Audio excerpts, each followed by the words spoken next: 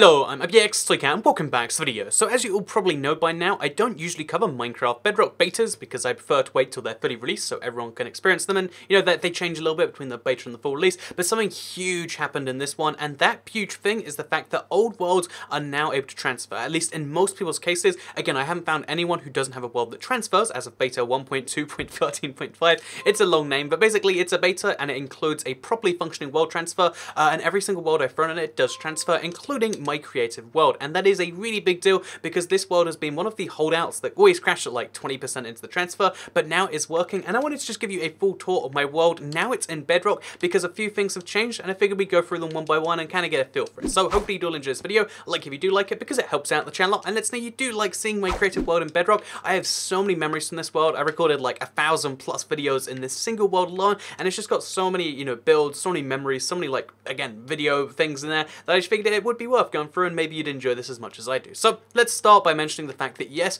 visually you can tell this immediately looks different. I'm so familiar with this world in the console edition, and a lot of you probably are too, but you can see distinctly that everything is very much differently colored.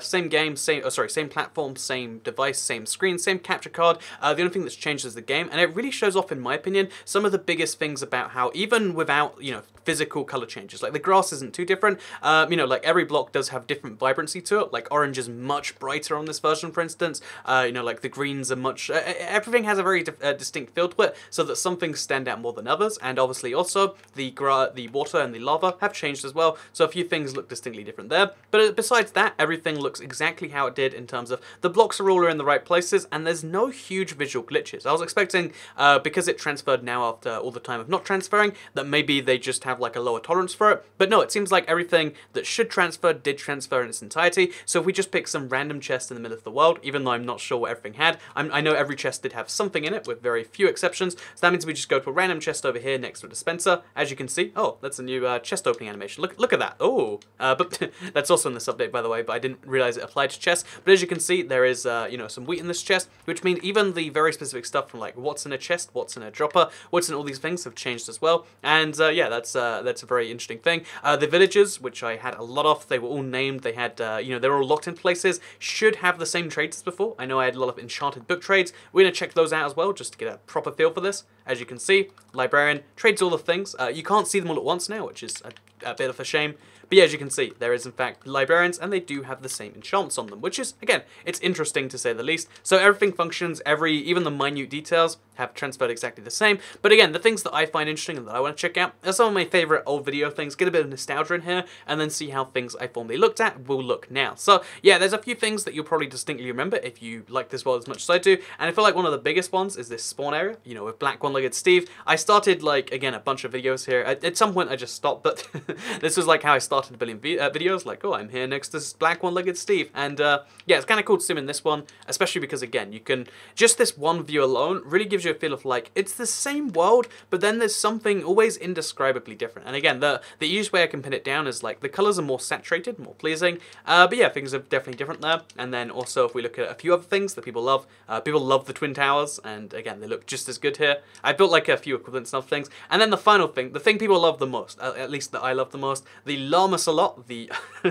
the Ocelot crossed with a horse, that for some reason is the Llama-Salot. It looks beautiful, I think you'll find. Honestly, it looks exactly the same as it does in the old version in terms of how horrifying it is, and I think that's great. Like, you can make builds look better, or at least different, more vibrant, but bad builds will still look exactly the same amount of bad as they did before, so you have to hand something to them right there. And finally, before we move on from that, and a few other things that you might spot, I'm just going to do a few, like, again, pans of the world so you can really get a feel for it. I want to test a few other things about this world, because now that we actually have, you know, access to this world in Bedrock, that means I can do a few things that I couldn't previously do. Again, the survival world, I feel like it's a big deal to transfer that, and right now there's a glitch where it literally won't even let me try to transfer it, so we'll cross that bridge when we come to it. But the creative world is definitely better on this version because we have access to more commands. So, for instance, if we want to, we can, like, time set, and then we can specifically set it to 6,000. We could do that before, but, like, it'd be really tricky to get it exactly halfway up the sky. Whereas now, if we do this, the sun is exactly midway in the sky. I think that's exactly midway. I could be wrong. But yeah, now we can have the sun not be visible the whole time. It's just daytime. We don't have to worry about why. So that's a nice command we can do.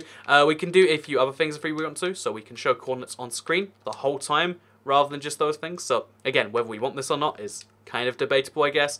We can turn up the simulation distance later, which, for the record, is actually like turned down by default. But again, we'll leave that for now.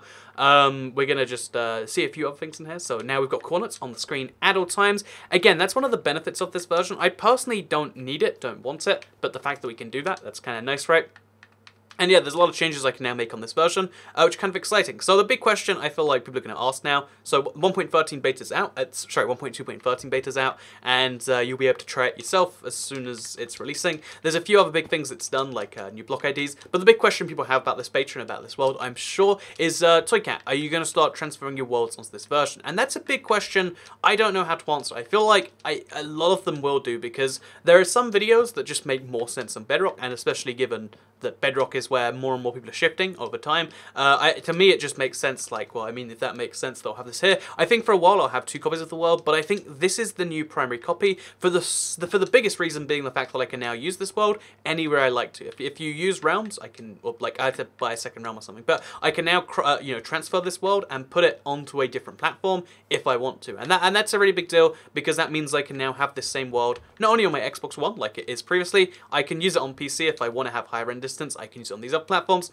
So yeah, that's what I'll be doing. However, actually, you know, one big thing I just realized like I should check out is now the world I had previously set it to small. So first of all, you can see how the land looks really weird, because that's how transferred worlds look. But you can see the very distinct you know, area where suddenly it goes from being what, you know, the parts of the world that I had explored to the parts they hadn't. There's this very weird patch of green land right here, which hasn't been correctly transferred, I guess, or I'm not entirely sure. You can also see how my render distance is lower on this version, because I guess I lowered it at some point, and again, looks distinctly different. And also there's a few other things that, like, oh yeah, you can just do much worse, like, oh, you can't actually go quite so fast with this.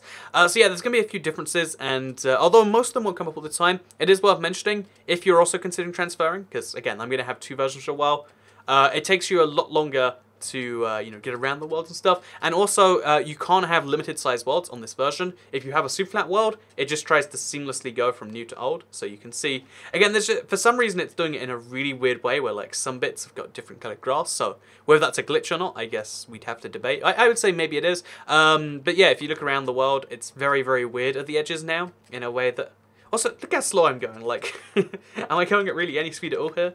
Like, what is this? I'm going at like barely walking speed. Anyway, basically, as you can see, the grass looks very different. There's going to be some rendering glitches. However, the technical side of things, like your chests will all transfer fine, your villages transfer fine, all this tiny technical detail that you might have been scared they would lose, it seems like they've spent the past 13 beta updates working on it, and now we have something working. So yeah, we're in a situation where now the world transfer is working. I think we're coming closer to the bug-free Minecraft, which means we're at where Minecraft Bedrock really, you know, I think ideally should have been last November. And although, you know, like you can say like, oh, but the fact they didn't get there then is the real problem for them. But honestly, I think they've been upfront about the fact that like it wasn't cooked enough, I think they said, and it's good to see that we're at the point where it's almost cooked enough now. And yeah, we'll see the full release come out soon. And I just wanted to share this with you because this is a big landmark moment. And if you see a video on this world, then now you know why. So I hope you all enjoyed this video. I hope you're all excited to see this world as I was to check it out. Like this video if you did like it, because it helps out the channel a lot. Let's know you do like these sorts of videos. Share if you really liked it, and subscribe if you're around here, because I make videos like this one every single day on my channel. And if you subscribe, you'll see them daily on your homepage. Thank you very much for watching.